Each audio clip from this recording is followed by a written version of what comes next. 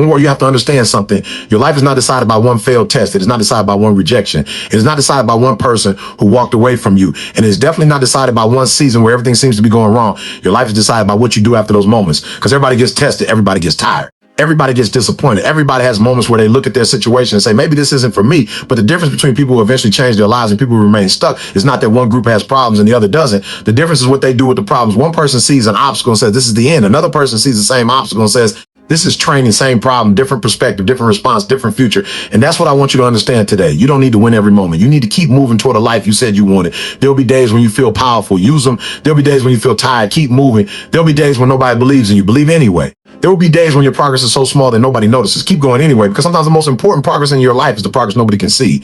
Nobody sees you choosing discipline instead of comfort. Nobody sees you studying when your phone is calling your name. Nobody sees you getting back up after disappointment. Nobody sees the decision you make at midnight when you tell yourself tomorrow, I'm going to be different. Those moments matter. Those invisible decisions become visible results. You don't wake up one morning and magically become disciplined. You become disciplined through thousands of tiny decisions, one decision at a time, one morning at a time, one assignment at a time, one workout at a time, one chapter at a time, one opportunity at a time. And eventually the person you were trying to become starts becoming who you are. So stop waiting for the perfect moment. There isn't one. Stop waiting until you're completely confident. You may never feel completely confident. Stop waiting until you're no longer afraid. Courage doesn't mean fear disappears. Courage means you move while fear is still talking. You can be nervous and still begin. You can be uncertain and still take the next step. You can be tired and still do something meaningful. You don't need perfect conditions. You need commitment, because if you make your progress dependent on perfect conditions, you'll spend your entire life waiting. And life doesn't wait. Time doesn't negotiate. Every day you spend worrying about whether you're ready is a day you could have spent becoming ready. Think about that. You don't become ready and then begin very often. You begin, and beginning is what makes you ready. The first attempt may be terrible. That's okay. The first speech may be uncomfortable. That's okay. The first exam may expose what you don't know. That's okay. The first business idea may fail. That's okay. The first time you try something difficult, you may discover that you're not as good as you thought good. Now you know what you need to improve. Failure is information. A mistake is information. A difficult season can be information. Don't waste pain by learning nothing from it. Ask yourself, what is this situation trying to teach me? Maybe it's teaching you patience, maybe discipline, maybe preparation, maybe humility, maybe consistency. Maybe it's showing you that you have been giving your energy to things that don't deserve it. Maybe it is forcing you to grow, and growth is uncomfortable. You cannot become stronger while demanding that everything remain easy. You cannot build confidence without doing things that challenge you. You cannot develop discipline while constantly choosing comfort. At some point, you have to decide, I am willing to be uncomfortable for the sake of becoming better. That decision can change everything, because comfort is not always your friend. Sometimes comfort tells you to stay where you are. Sometimes comfort tells you to press a snooze button. Sometimes comfort tells you nobody will know if you skip today, and tomorrow becomes next week. Next week becomes next month. Next month becomes another year. Then one day you look back and realize you weren't waiting for the right time. You were avoiding the work. Don't let that be your story. You have goals. Respect them. If you say something matters to you, your actions should eventually prove it. You don't have to tell everybody. You don't need to announce every plan. You don't need to explain your dreams to people who don't understand them. Let the work speak. Because talking about become successful feels good. Working towards success feels different. Talking gives you emotion. Work gives you evidence, changes the way you see yourself. Every time you keep a promise to yourself, your confidence grows. You told yourself you studied for an hour. You did it. You told yourself you finished the assignment. You finished it. You told yourself you stopped wasting your evening. You stop. You told yourself you wake up and get started. You got it. Those little victories matter, because confidence is not just something you feel. Confidence is something you build. You build it by proving to yourself that your own word means something. So if you want to change your life, start with the promises you make to yourself. Make fewer promises. Keep more of them. Don't say, I'm going to completely transform my life tomorrow. Say, tomorrow I will do the next right thing. That's enough. The next right thing. Then another. That's how mountains are climbed. Nobody jumps from the bottom to the top. You take steps, and sometimes you take steps slowly. Sometimes you stop to breathe. Sometimes you take the wrong path and have to turn around. That doesn't mean you failed. It means you're moving, and movement matters. There's something else you need to understand. You cannot control everything that happens to you. You cannot control what other people say. You cannot control whether someone likes you. You cannot control whether opportunity works out. You cannot control the past. You cannot control every unexpected problem, but you can control your response. And that is where your power lives. You can control whether you continue. You control whether you learn. You control whether you prepare. You can control whether you waste the entire day thinking about yesterday. You control where you put your attention, and your attention is valuable. Protect it, because whatever receives your attention repeatedly begins to influence your life. If you constantly focus on what everyone else is doing, you will lose sight of what you need to do. If you constantly compare yourself to other people, you will forget your own journey. If you constantly look at somebody else's progress, you may become blind to your own. Your competition is not the person sitting next to you. Your competition is the version of you that keeps making excuses. Beat that version. Yesterday you wasted 3 hours. Today waste 2. Yesterday you studied for 20 minutes. Today study for 40. Yesterday you gave up quickly. Today stay 5 minutes longer. Progress doesn't always look dramatic. Sometimes progress looks like doing slightly better than yesterday, and slightly better repeated long enough becomes a completely different life. Don't underestimate consistency. People love dramatic transformations. They love overnight success. They love stories where somebody suddenly becomes successful, but most meaningful achievements are boring while they're being built. It's repetition, it's practice, it's revision, it's showing up, it's doing the same important things when nobody is clapping. That's where the foundation is built. And foundations aren't exciting, but without a foundation, everything collapses.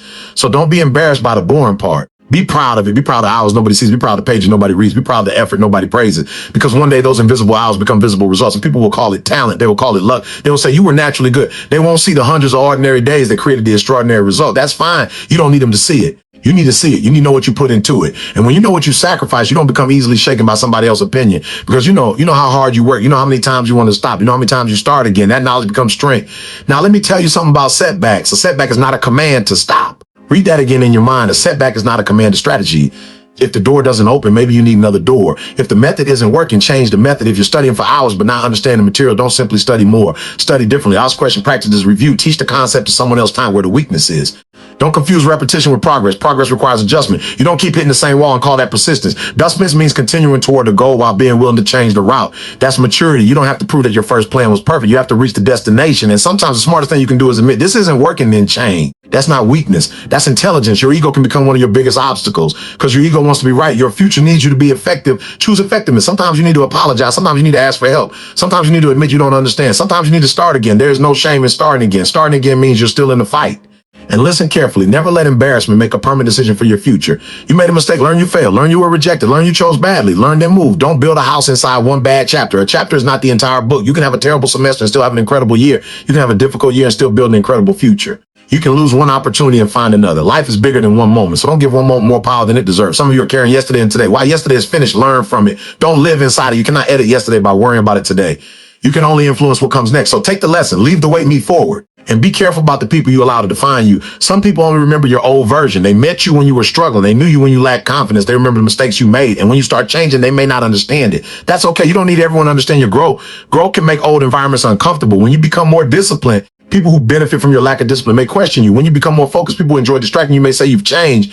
You have changed. That's the point. You are supposed to change. A seed doesn't stay a seed because it wants everyone around it to feel comfortable. It grows, and growth changes its form. Your life should change as you learn. You should think differently at 20 than you did at 15. You should make better decisions after experience. You should become wiser after mistakes. Don't be afraid of becoming someone new. Just make sure you're becoming someone better. And don't confuse being busy with being productive. You can spend an entire day moving and accomplish nothing important. You can answer messages, scroll through videos, check notifications, jump between tasks, talk about plans, watch other people work, and at the end of the day, feel exhausted. But exhaustion doesn't automatically mean progress. Ask yourself, what did I actually move forward today? That's a powerful question. Not was I busy? Ask, did I move forward? Did you learn something? Did you finish something? Did you practice? Did you improve? Did you take care of something important? Did you move closer to the person you want to become? If yes, good. Do more tomorrow. If no, don't attack yourself. Adjust tomorrow is another opportunity. And please understand this, your phone can become a tool or a trap. Technology isn't the enemy, but uncontrolled attention is dangerous.